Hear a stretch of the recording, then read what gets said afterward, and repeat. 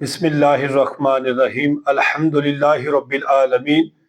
والصلاة والسلام علی سید الانبیاء والمرسلین وما خلقت الجن والانس الا لیعبدون آمنت باللہ صدق اللہ العظیم الصلاة والسلام علیک یا رسول اللہ وعلی آلک وصحابک یا سیدی یا حبیب اللہ۔ میرے سامعین محترم، عزیزو، دوستو، بزرگو، السلام علیکم ورحمۃ اللہ وبرکاتہ و مغفراتہ۔ آپ نے اس ویڈیو کو پورا دیکھنا ہے، آخر تک دیکھنا ہے، اور اس کو سبسکرائب بھی کرنا ہے، اور اس کو شیئر بھی کرنا ہے، لائک بھی کرنا ہے، اور صدقہ جاریہ سمجھ کر میں آپ حضرات کے سامنے انشاءاللہ العزیز ذی الحجہ کے عشرے کے روزوں کے متعلق انشاءاللہ میں فضیلت بیان کروں گا۔ اللہ کریم کی بارگاہ میں دعا ہے اللہ پاک مجھے حق کہنے کی توفیق عطا فرمائے اور آپ کو عمل کرنے کی توفیق عطا فرمائے۔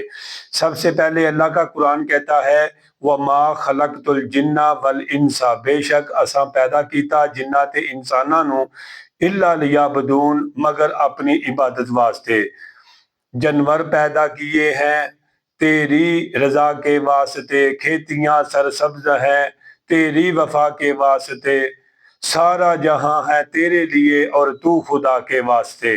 میرے دوستو، بزرگوں، میں انشاءاللہ نفلی روزے کے حوالہ سے ایک حدیث مبارکہ آپ کی بارگاہ میں رکھنا چاہتا ہوں۔ ابو یعلا اور طبرانی میں حدیث پاک موجود ہے۔ حضرت ابو ہریرہ رضی اللہ تعالیٰ عنہ روایت کرتے ہیں کہ رسول اللہ صلی اللہ تعالیٰ علیہ وآلہ وسلم نے ارشاد فرمایا، اگر کسی نے ایک دن نفل روزہ رکھا اور زمین بھر اسے سونا دیا جائے، فرمایا کہ تب بھی اس کا ثواب پورا نہ ہوگا، اس کا ثواب تو قیامت کے دن ہی اسے اللہ کی ذات عطا کریں گے۔ میرے دوست بزرگوں، اگر نفلی روزے رکھنے کا اتنا بڑا اجر ہے تو آپ خود حساب لگائیں، جو فرضی مکمل مہینہ ہے اس کا جب انسان ایک روزہ رکھتا ہے تو اس کو اللہ پاک کتنا بڑا اجر جو ہے نا وہ عطا فرماتے ہیں۔ میرے دوست بزرگوں، میں آپ حضرات کے سامنے انشاءاللہ اسی روزوں کے متعلق ہی گفتگو کروں گا۔ تو یہ روزے رکھنا جو ہے نا یہ مستحب عمل ہے، اگر کوئی رکھے گا تو اس کو بڑا ثواب ہے، اگر کوئی نہیں رکھے گا تو ہم اس کو یہ نہیں کہیں گے کہ یہ جو ہے نا یعنی کہ گناہگار ہے، یہ ہم یہ نہیں کہیں گے، ٹھیک ہے نا۔ اسی طرح آقا علیہ الصلوۃ والسلام نے ارشاد فرمایا کہ جب ذی الحجہ کا چاند شروع ہو جائے اس سے پہلے اپنے بال اور ناخن وغیرہ کتروا لے، اس کے بعد قربانی تک نہ اپنے بال اور نہ اپنے سر کے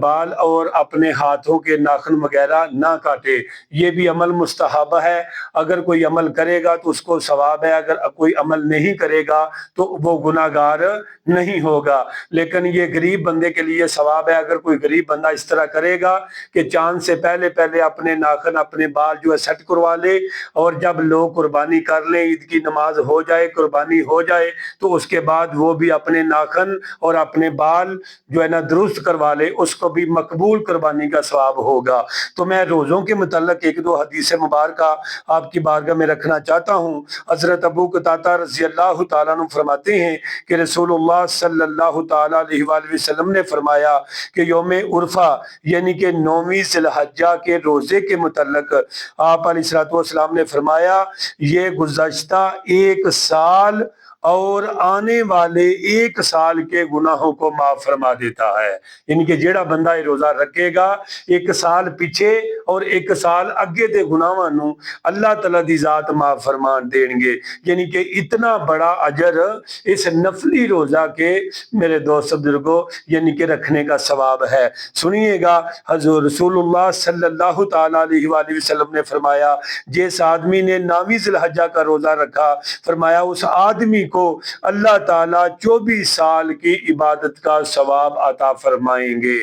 یہ انیس الواعظین کتاب ہے، اس میں یہ حدیث پاک موجود ہے۔ فرمایا حضرت ابو ہریرہ رضی اللہ تعالیٰ عنہ روایت کرتے ہیں کہ رسول اللہ صلی اللہ تعالیٰ علیہ وآلہ وسلم نے فرمایا کہ اللہ تعالیٰ کو بقرہ عید کے 10 دن کی عبادت بہت زیادہ محبوب ہے، بہت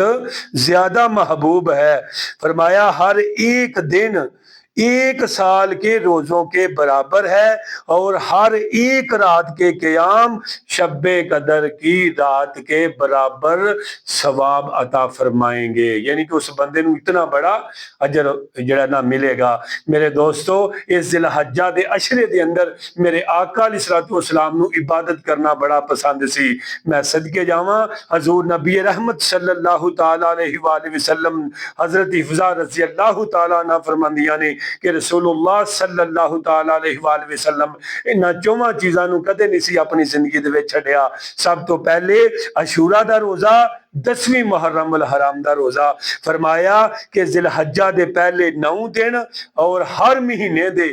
3 دن دے روزے، اور فرمایا کہ نماز فجر تو پہلیاں 2 رکعتاں اللہ دے نبی نو بہت زیادہ محبوب سن۔ آقا علیہ الصلوۃ والسلام نے ارشاد فرمایا کہ ساری کائنات ما فیہا، دنیا دا ہر مال، ہر خزانہ ایک پاسے، فرمایا فجر دیاں 2 رکعتاں دی پہلے سنتاں جڑیاں نے او ایک پاسے، میرے دوست بزرگو اس دا اجر نہیں پا سکدیاں، یعنی کہ ساری کائنات ما فیہا نالوں بہتر ہے کہ فجر دیاں 2 سنتاں ادا کیتیاں جان۔ سنو، حج اور عمرے دا ثواب رسول اللہ صلی اللہ تعالی علیہ وآلہ وسلم نے فرمایا جس آدمی نے ذی الحجہ کے پہلے 10 دنوں کے روزے رکھے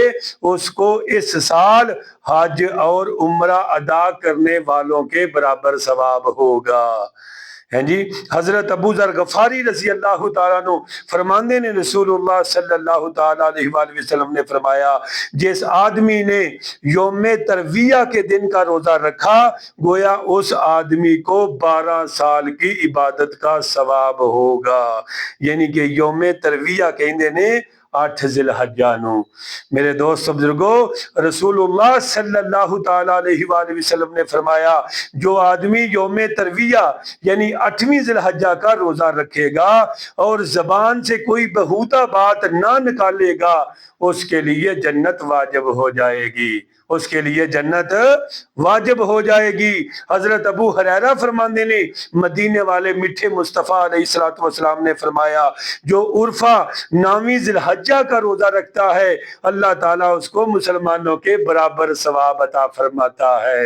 ماشاءاللہ، فرمایا خواہ وہ روزے دار ہوں یا نہ ہوں، اور 70,000 فرشتے قیامت کے دن اس کے ساتھ ہوں گے میدان قیامت، میزان اور پل صراط کے وقت، یہاں تک کہ اس آدمی کو جنت میں لے جائیں گے اور ہر ایک فرشتہ